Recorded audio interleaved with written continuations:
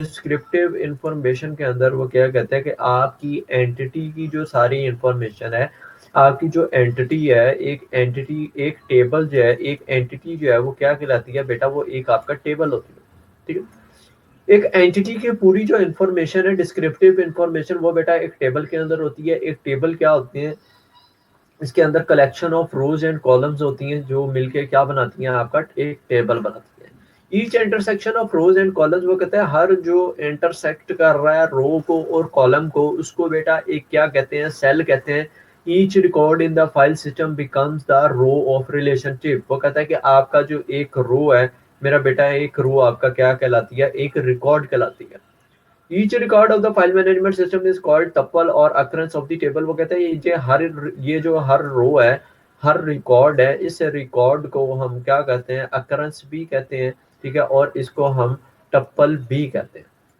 Each entity is composed of attribute. बेटा हर entity के एक एट्रीब्यूट से, हर एंटिटी की फील्ड है और हर फील्ड की एक इंफॉर्मेशन है, एक यूनिट इंफॉर्मेशन है। File management system corresponding to the database management system. वो कहता है फाइल मैनेजमेंट सिस्टम ने ऑल्टरनेट कर दिया किसका, डेटाबेस मैनेजमेंट सिस्टम का। सबसे बेटा पहले बात कर लेते हैं प्रॉपर्टीज ऑफ रिलेशनशिप। ये आपके पास मेरा बेटा इंपॉर्टेंट लॉन्ग क्वेश्चन आता है, और लॉन्ग क्वेश्चन में वो आपसे पूछा जाता है कि रिलेशनशिप क्या होते हैं और इन रिलेशनशिप की जो प्रॉपर्टीज हैं वो प्रॉपर्टीज क्या होती है। ठीक है, इसके बाद बेटा basic relationship in tab relationship और table is the basic of relational database. बेटा वो कहता है कि जो रिलेशन हैं या जो आपके टेबल्स हैं वो क्या होती हैं, वो आपकी रिलेशनल डेटाबेस मैनेजमेंट सिस्टम होती है।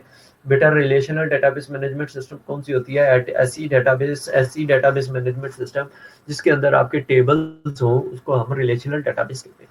बेटा इसकी चार कैरेक्टरिस्टिक्स हैं, चार इसकी प्रॉपर्टीज हैं। सबसे पहले प्रॉपर्टी ये है कि no duplicate row. Order of rows is insignificant, यानी जो आपके रो का ऑर्डर है वो मैटर नहीं करता। Order of column is insignificant, यानी जो आपका ऑर्डर है, कॉलम का जो ऑर्डर है वो भी मैटर नहीं करता। Attribute have to be atomic. वो कहते हैं जो आपके एट्रीब्यूट की जो वैल्यू है वो क्या होनी चाहिए, वो एटॉमिक होनी चाहिए। इसके बाद बेटा बात कर लेते हैं इसकी डिटेल के अंदर।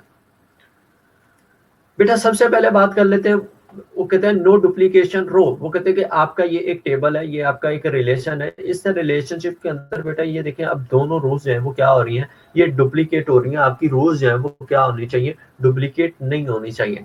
There is no need to repeat our row. वो कहता है आपका जो एक रिकॉर्ड है, बेसिकली ये आपका क्या है, ये एक रिकॉर्ड है। ये R1 है आपका, ये आपका R2 है, ये आपका रिकॉर्ड 2 है। वो कहते हैं ये जो रिकॉर्ड्स हैं ये क्या होने चाहिए, ये आपके डुप्लीकेट नहीं होने चाहिए। There must be one field with uniquely identify the rows from which called primary key. वो कहते हैं हर जो रो है वो एक दूसरे से क्या होनी चाहिए, यूनिकली आइडेंटिफाई होनी चाहिए, या उसकी जो एक रो की वन फील्ड जो है वो मस्ट बी एट्रीब्यूट होनी चाहिए, जिस तरह आपकी एक प्राइमरी की जो है वो यूनिकली आइडेंटिफाई करती है। इसके बाद बेटा नेक्स्ट पॉइंट के अंदर वो कहता है order of row is insignificant. बेटा जी जो आपके रो का ऑर्डर है वो ऑर्डर मैटर नहीं करता कि आपने किस तरह से ऑर्डर लिखा है, असेंडिंग में लिखा है या डिसेंडिंग के अंदर लिखा है। If the order are recorded, बेटा वो कहते हैं कि if the order are reordered it will not affect the data. वो कहता है अगर आपका ऑर्डर जो है वो क्या हो रहा होगा, रीऑर्डर्ड होगा, यानी असेंडिंग से डिसेंडिंग में होगा या डिसेंडिंग से असेंडिंग में होगा, उससे आपके डाटा पे कोई इफेक्ट नहीं पड़ेगा। एट द क्यूरी लिखते हैं, उस क्यूरी के अंदर आपका ऑर्डर जो है वो ऑटोमेटिकली क्या होता है, डिफाइंड हो जाता है। While inserting data does not matter. वो कहते हैं जब आप एक टेबल के अंदर डाटा इंसर्ट कर रहे होते हैं तब मैटर नहीं करता कि आप डाटा का ऑर्डर क्या देते हैं। It enables many user to share the same table without concern how data is organise. वो कहते हैं इसके अंदर यूजर्स को डाटा जो है वो शेयर किया जाता है टेबल्स की फॉर्म के अंदर, सेम टेबल के अंदर, लेकिन उसका कंसर्न नहीं होता कि डाटा का ऑर्डर क्या। अब मैंने बेटा एग्जांपल दी है मैंने, अब देखिए जी ये एक टेबल है और एक ये टेबल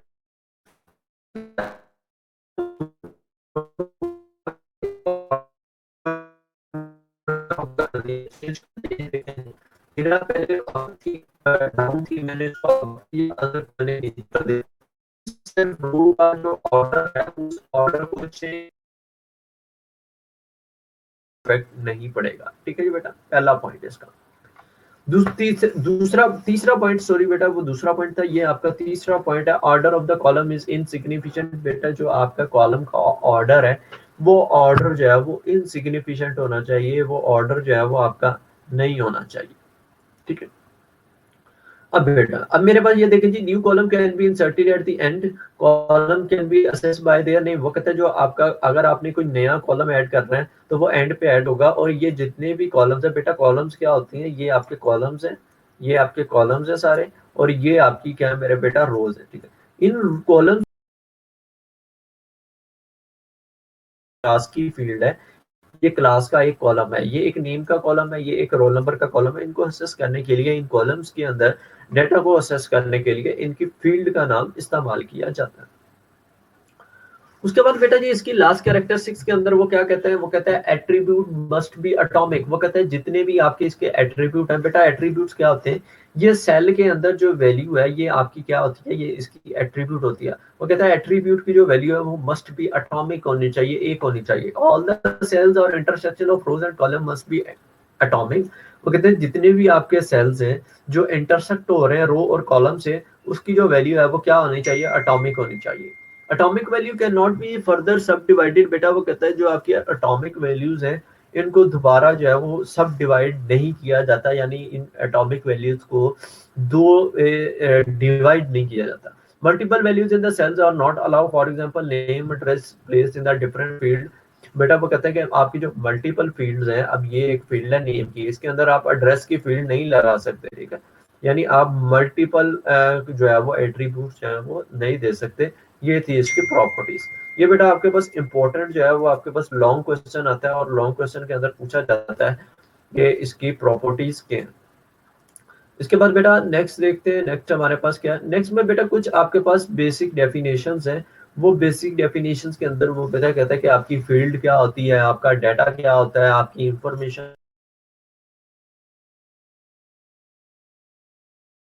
ये कुछ आपकी बेसिक सी डेफिनेशंस है। अब ये देखते हैं कि ये बेसिक डेफिनेशंस कौन कौन सी है।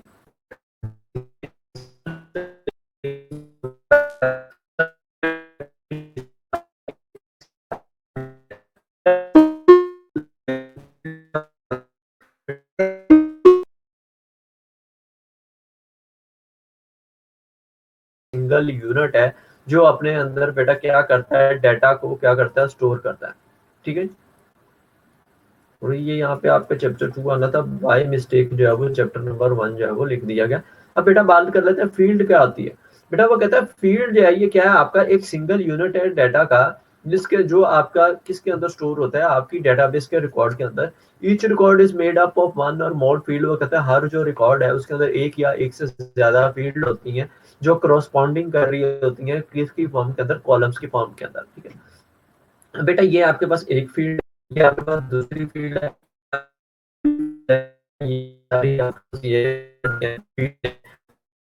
Effort as a attribute. वो कहता है फील्ड को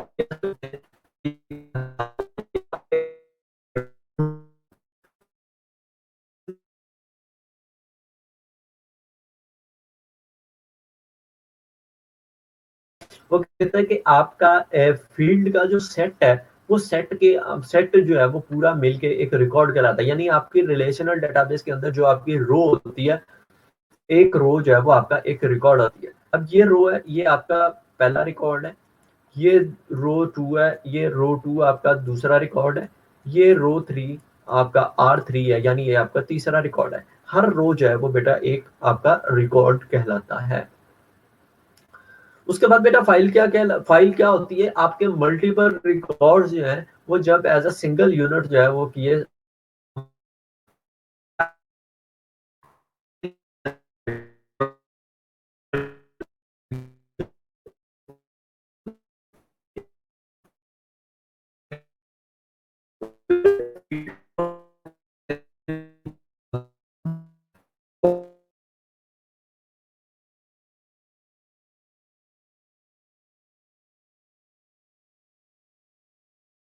उसके बाद बेटा रो, रिकॉर्ड को रो भी कहते हैं, टपल भी कहते हैं, अक्रंस ऑफ द टेबल भी कहते हैं, या एंटिटी इंस्टेंस भी कहते हैं। ये इसके सारे नाम हैं। फाइल को आप टेबल भी कहते हैं, रिलेशन भी कहते हैं, डाटा सेट भी कहते हैं, डाटा के ऑब्जेक्ट्स भी कहते हैं, और एक एंटिटी भी कह सकते हैं। ये उसके कुछ सिमिलर नाम थे। उसके बाद बेटा जी मैंने डेफिनेशन लिखी, मैंने कहा डेटाबेस बेसिकली क्या है, collection of tables with some traditional files and other necessary data object. वो कहते हैं कि आपके डिफरेंट टेबल्स जो हैं वो एक ट्रेडिशनल फाइल के अंदर होते हैं, और उन फाइल्स के लिए कुछ आपके पास नेसेसरी जो है वो ऑब्जेक्ट्स हैं उस इस्तेमाल होते हैं, वो आपकी क्या कहलाती है, वो आपकी डेटाबेस कहलाती है। इसके बाद बेटा जी नेक्स्ट टॉपिक देख लेते हैं कि आपके पास नेक्स्ट टॉपिक आपका कौन सा है। ये आपकी मोस्टली स्लाइड्स जो है वो आपकी टॉपिक की बेस पे बनाई गई हैं। और नेक्स्ट टॉपिक हम देखते हैं कि नेक्स्ट टॉपिक के अंदर बेटा, नेक्स्ट टॉपिक बेटा आपका सबसे इंपॉर्टेंट टॉपिक है। इसके अंदर वो डेटाबेस कीज के बारे में बताता है। ये आपका इंपॉर्टेंट शॉर्ट क्वेश्चन है, उसके अंदर वो पूछता है कि डेटाबेस की कीज कौन सी होती हैं। ठीक है जी, डेटाबेस के अंदर बेटा सबसे पहले की क्या होती है। की बेसिकली एक जो है वो आपका एक असेस करने के लिए, डेटाबेस के एक टेबल को असेस करने के लिए जो है वो की जो है वो इस्तेमाल की जाती है। आपकी कीज की डिफरेंट टाइप्स हैं, प्राइमरी की, फॉरेन की, सेकेंडरी की, उसके बाद कंपोजिट की, कनकैटिनेट की, ऑल्टरनेट की।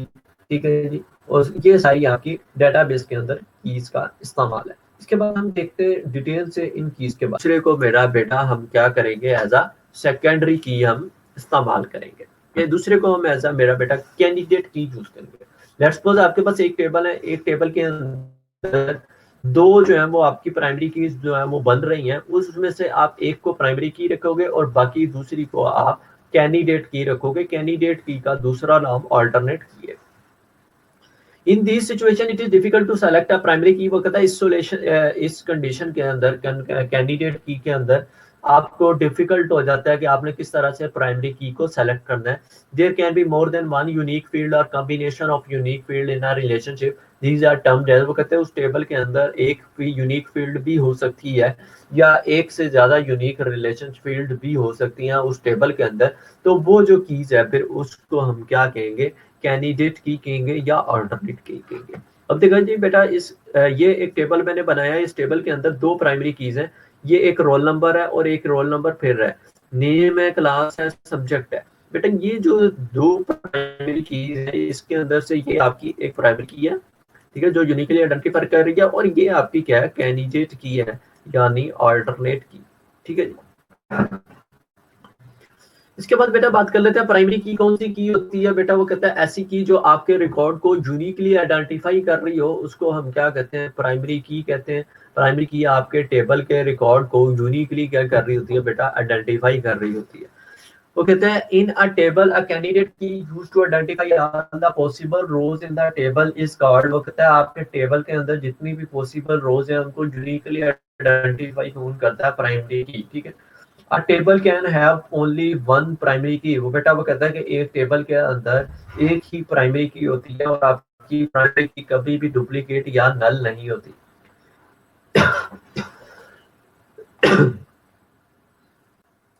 उसके बाद बेटा ईच वैल्यू इन प्राइमरी की एट्रीब्यूट मस्ट बी यूनिक। बेटा वो कहता है कि जो आपकी प्राइमरी की है उसके अंदर जितनी भी वैल्यूज हैं वो क्या है, वो यूनिक है। हर जो एट्रीब्यूट की वैल्यू है वो यूनिक है। प्राइमरी की कैन नॉट बी चेंज और remove during the database operation.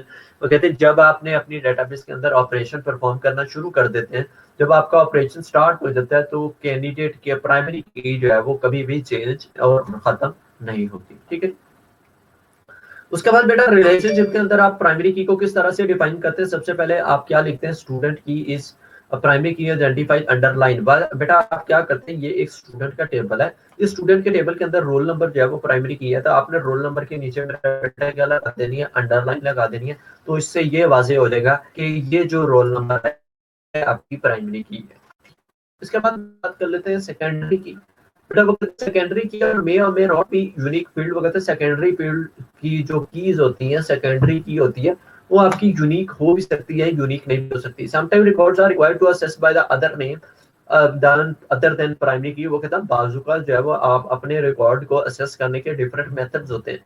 यानी अगर आपको रोल नंबर नहीं पता तो आप क्लास के हिसाब से असेस कर लें। ठीक है, तो इस सिचुएशन के अंदर जो है वो जो आप दूसरी की इस्तेमाल करोगे वो आपकी सेकेंडरी की होगी। जैसे कि मेरा बेटा ये रोल नंबर है और ये क्लास है, और मुझे एक बच्चे का रोल नंबर का नहीं पता तो मैं उसके क्लास के हिसाब से, ठीक है, उसका रिकॉर्ड जो है वो फाइंड करूंगा और उसमें से जो उस बच्चे का नाम जो है वो फाइंड कर लूंगा। इस तरह से मेरा बेटा आप क्या कर सकते हैं, ये आपकी सेकेंडरी की एग्जाम्पल है।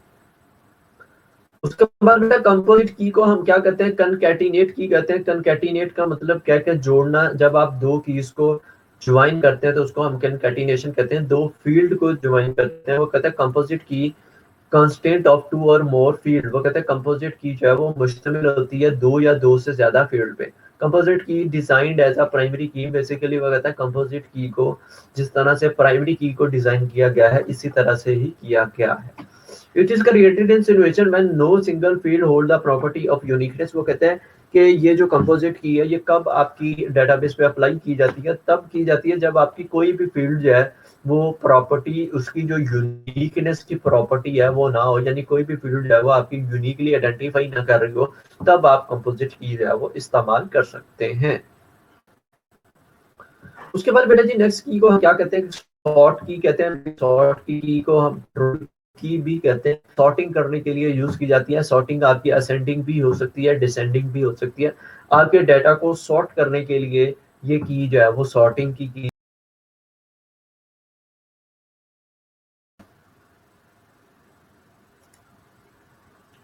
इसके बाद बेटा जी नेक्स्ट की का क्या कहते हैं, फॉरेन की कहते हैं। बेसिकली वो कहता है फॉरेन की क्या होती है बेटा, एक आपके टेबल के अंदर एक प्राइमरी की, एक टेबल के अंदर एक आपकी फील्ड जो है वो प्राइमरी की होती है, और वो प्राइमरी की अगर किसी और टेबल के अंदर चले जाके इस्तेमाल हो तो उसको हम एज अ फॉरेन की इस्तेमाल करते हैं। ठीक है बेटा, यानी आपका ये लेट्स सपोज ये एक पेरेंट टेबल है, इस पेरेंट टेबल के अंदर ये एक पेरेंट टेबल है और ये एक आपका चाइल्ड टेबल है। ठीक है, ये जो चाइल्ड टेबल और पेरेंट टेबल है, ये पेरेंट टेबल की जो की है, ये जो रोल नंबर है, जब ये यहाँ पे जाएगी चाइल्ड टेबल के अंदर तो ये यहाँ पे जाके कहलाएगी बेटा एफ के कहलाएगी, यानी फॉरेन की कहलाएगी।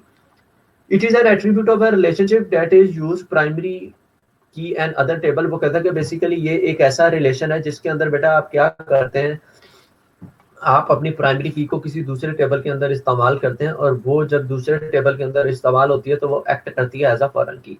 फॉरेन की इज रेफरेंशियल इंटीग्रिटी का बिटवीन टू, कहता है कि फॉरेन की जो है वो आपकी एस्टेब्लिश कर देती है कि उसको रेफरेंशियल इंटीग्रिटी को। रेफरेंशियल इंटीग्रिटी क्या होती है कि आप जो है जब एक की आप टेबल के अंदर से प्राइमरी की को एज अ फॉरेन की किसी टेबल के अंदर यूज करते हैं तो रेफरेंशियल इंटीग्रिटी अचीव हो जाती है।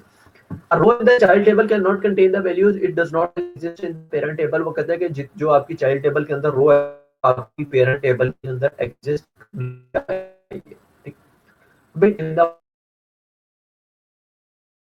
पेरेंट की जो है यानी प्राइमरी की जो होती है उसको हम क्या कहते हैं, उसको हम कहते हैं जी ऐसा टेबल जिसके अंदर आपकी फॉरेन की होती है उसको हम चाइल्ड टेबल कहते हैं या डिपेंडेंट टेबल कहते हैं।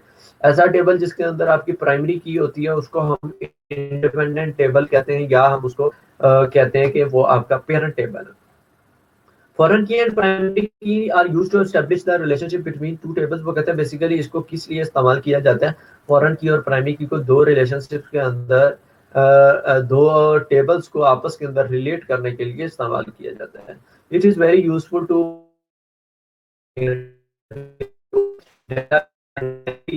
किया जाता है कि जो आपका डाटा है वो क्या हो, कंप्लीट और करेक्ट हो। इसके बाद बेटा जी नेक्स्ट देखते हैं कि नेक्स्ट के अंदर नेक्स्ट आपका स्मार्ट सिलेबस के अकॉर्डिंग आपको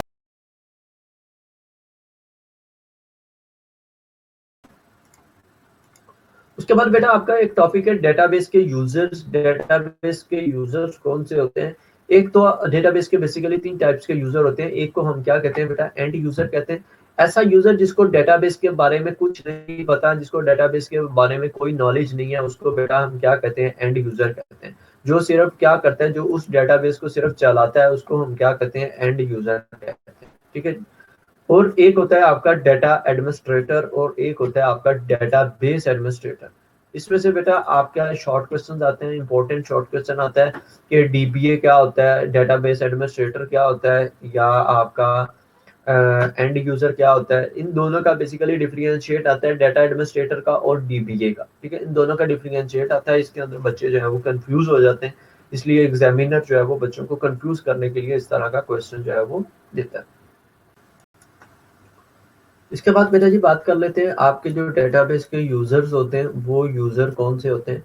सबसे पहले बेटा बात कर लेते हैं, बेटा बेसिकली वो कहता है कि जो आपके एंड यूजर होते हैं वो कौन से यूजर होते हैं। The person who uses database management system for their need, वो कहते हैं ऐसे यूजर जो सिर्फ जरूरियात के लिए आपके डेटाबेस को इस्तेमाल करते हैं, उन हम उनको क्या कहते हैं, वो आपके एंड यूजर होते हैं। ठीक है, ये interact the DBMS through the application program, बेटा वो क्या करते हैं, वो डीबीएमएस के थ्रू जो है वो इंटरेक्शन करते हैं, एक एप्लीकेशन के थ्रू जो है वो डीबीएमएस के साथ इंटरेक्ट कर रहे होते हैं। He must have the knowledge of information technology, वो कहते हैं कि जो आपका एंड यूजर होता है उसको इतना नॉलेज होना चाहिए कि इंफॉर्मेशन टेक्नोलॉजी को किस तरह से इस्तेमाल किया जाता है। He does not need the complete detailed knowledge of the database system, वो कहता है कि जो आपका एंड यूजर है उसको डेटाबेस एडमिनिस्ट्रेटर या डेटाबेस का कोई नॉलेज होना भी हो तो उसकी कोई खासी ज़रूरत नहीं है, उसको सिर्फ कुछ इक्विपमेंट की, कुछ जो हार्डवेयर वगैरह उनके बारे में नॉलेज का पता होना चाहिए। उसके बाद बेटा बात कर लेते हैं कि डेटा एडमिनिस्ट्रेटर क्या होता है। बेटा डेटा एडमिनिस्ट्रेटर होता है और एक आपका क्या होता है, डेटाबेस एडमिनिस्ट्रेटर। वो कहते हैं ये दोनों जो है ये आपकी डेटाबेस सिस्टम के अंदर मेजर रोल जो है वो प्ले कर रहे होते हैं। वो मेजर रोल क्या है वो देखते हैं। सबसे पहले बेटा बात कर लेते हैं डेटा एडमिनिस्ट्रेटर की। बेटा डेटा एडमिनिस्ट्रेटर कौन से लोग होते हैं। डेटा एडमिनिस्ट्रेटर आपके ऐसे आपका जो डेटा डिपार्टमेंट का जो हेड होता है उसको हम क्या कहते हैं, डेटाबेस एडमिनिस्ट्रेटर कहते हैं। डेटाबेस एडमिनिस्ट्रेटर जो है ये आपके इंटायर डाटा को, आपकी ऑर्गेनाइजेशन का जो पूरा डाटा है उस पूरे डाटा को और मैनेज कर रहे होते हैं। The DA department is responsible to make data shareable and accessible through the enterprise, वो कहते हैं जो आपका डीए का डिपार्टमेंट है उसकी ये रिस्पॉन्सिबिलिटी होती है कि वो अपनी पूरी ऑर्गेनाइजेशन के साथ आपका जो डेटाबेस का डाटा है उस डाटा को क्या करे, शेयर करे।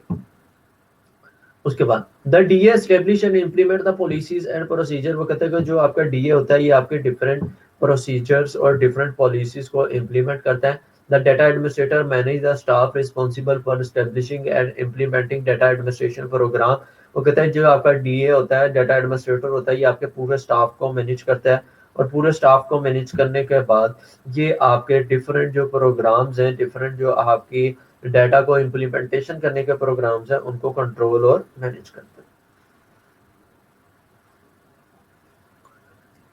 इसके बाद जी डीए डाटा एडमिनिस्ट्रेटर की जो रिस्पॉन्सिबिलिटीज हैं वो रिस्पॉन्सिबिलिटीज क्या हैं। उन रिस्पॉन्सिबिलिटीज के अंदर पहली रिस्पॉन्सिबिलिटी ये है कि वो अपनी मैनेजमेंट के साथ, अपने यूजर्स के साथ कोऑर्डिनेट करता है और आपकी जो इंफॉर्मेशन के जो मॉडल्स हैं वो अपनी इंफॉर्मेशन जो है वो शेयर करता है। वो डिफरेंट डायग्राम्स के अंदर, वो डिफरेंट आपकी रिपोर्ट्स के अंदर जो है वो आपका डाटा जो है वो शेयर करता है। मेंटेन द ऑल डॉक्यूमेंटेशन, वो कहते हैं कि जितनी भी आपकी डॉक्यूमेंटेशन है उस डॉक्यूमेंटेशन को भी वो क्या करता है, वो कंट्रोल और मैनेज करता है।